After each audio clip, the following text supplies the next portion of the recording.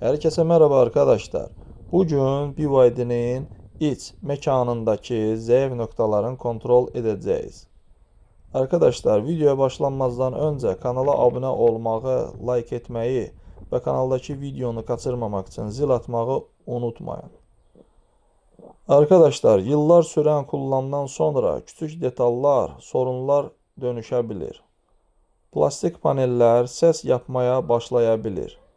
Klipslər və bağlantı parçaları gevşəyə Orta ekran aracı önəmli bir parçasıdır. Ancaq yazılım hataları və ya yavaş tepki sorunları yaşana bilir.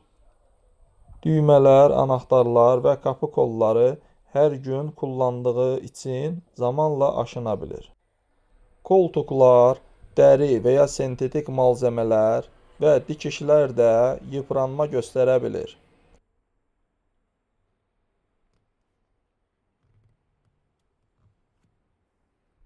Qapı contaları sərtləşmə və ekstra səs oluştura bilir.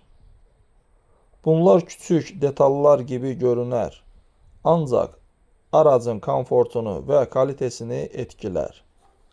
Hepsi bu kadar arkadaşlar. Kanalımıza abone olmağı, like etmeyi ve kanaldaki yeni videoları kaçırmamak için zil atmağı unutmayın.